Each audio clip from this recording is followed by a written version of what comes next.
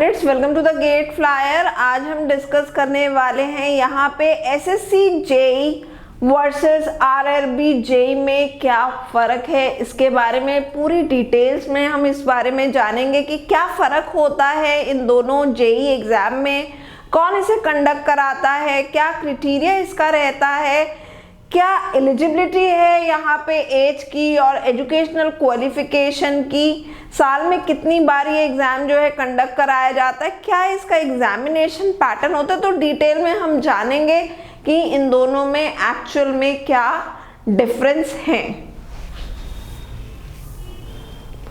तो सबसे पहले कि जैसा कि मैंने आपको बताया, यहाँ पे हम डिस्कस करने वाले हैं SSC JE and RRB JE में फ़र्क की डिफरेंसेस इसके जानने वाले हैं। तो देखिए, दोनों ही वैकेंसीज जो हैं वो जूनियर इंजीनियर की है। पहली है एसएससी जेई, दूसरी है आरआरबी जेई।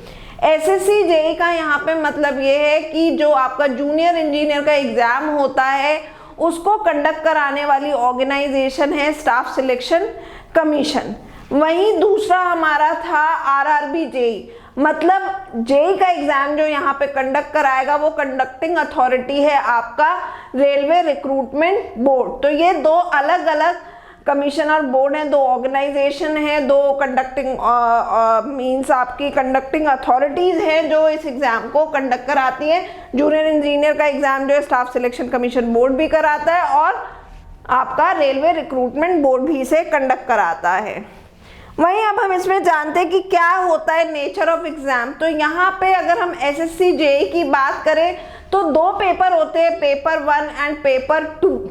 पेपर 1 जो आपका होता है वो ऑब्जेक्टिव टाइप पेपर होता है जिसमें जनरल साइंस और जनरल अवेयरनेस के क्वेश्चंस हमें अटेम्प्ट करने होते हैं, 50-50 क्वेश्चंस मिलते हैं। वहीं पेपर 2 जो होता है वो आपका टेक्निकल सब्जेक्ट का होता है, जिस ब्रांच से आप बिलोंग कर रहे हैं उसके 100 क्वेश्चंस आपको मिलते हैं। लेकिन यहाँ पे जो पेपर 2 जो होता है वो डिस्क्रिप्टिव होता है नेचर में।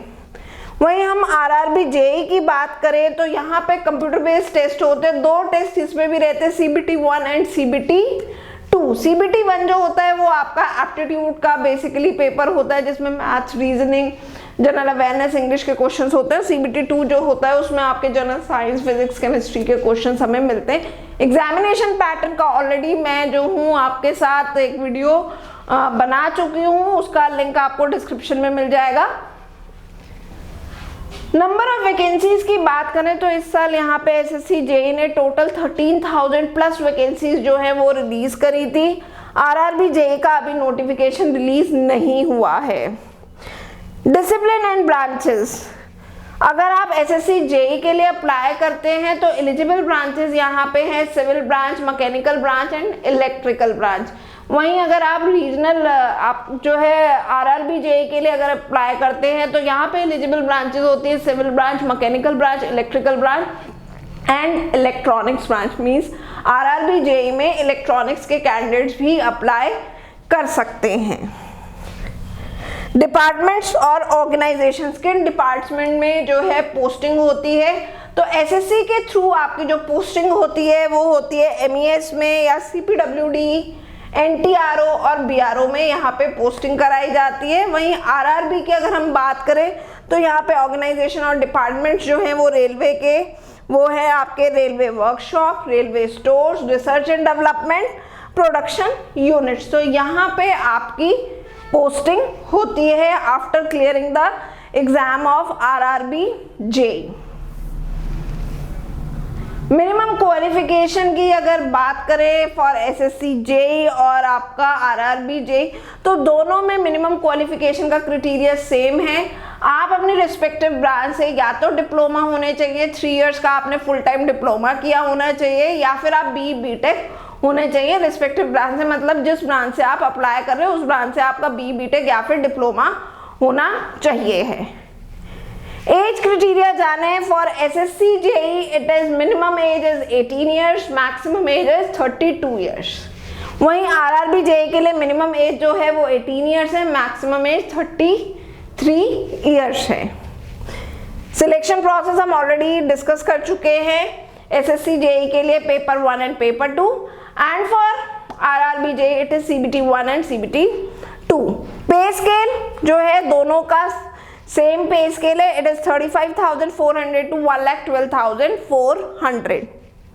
Syllabus and examination pattern already मैं आपके साथ डिस्कस कर चुकी हूँ, उसका लिंक आपको वीडियो के डिस्क्रिप्शन में मिल जाएगा। मैं इसका एक वीडियो पहले लेकर के आ चुकी हूँ जिसमें हमने पूरा सिलेबस जो है, एग्जामिनेशन पैटर्न जो है वो डिटेल में डिस्कस किया था। तो आप अगर जानना चाहते हैं इसका सिलेबस और एग्जामिनेशन पैटर्न तो आप वीडियो के डिस्क्रिप्शन में जाएंगे और लिंक पे क्लिक करेंगे, आपको पूरा डिटेल वीडियो मिल जाएगा।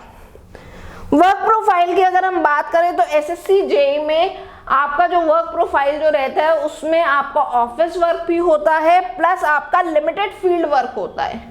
लेकिन आरआरबी जेईई में जो आपका जो वर्क होगा वो मोस्टली फील्ड वर्क होगा। वहीं कैरियर ग्रोथ की बात करें तो आपका काफी अच्छा कैरियर ग्रोथ जो है वो एसएससी जेईई में है, लेकिन अगर हम वहीं आरआरबी जेईई की बात करें तो लिमिटेड कैरियर ग्रोथ इसमें रहती है। फिर बात आ जाती है हमारी फ्रीक्वेंसी ऑफ रिक्रूटमेंट, साल में कितनी बार ये रिक्रूटमेंट जो है होता है। तो एसएससी जेईई का रिक्रूटमेंट जो है एवरी ईयर होता है। वहीं अगर हम बात करें आरआरबी जेईई की तो वो इरेगुलर है, नॉट रेगुलर। इसका रिक्रूटमेंट जरूरी नहीं है कि हर साल इसका नोटिफिकेशन आए। तो दीज आर दी की differences between SSC JEE and RRB JEE. I suppose कि आपका जितने भी डाउट थे related to what is the difference between SSC JEE and RRB JEE वो सारे क्लियर हो गए होंगे इस वीडियो को देखने के बाद। Still, if you have any query, any doubt, then you can write in the comment section of this video. Good luck, candidates. Stay tuned to the GATE Flyer.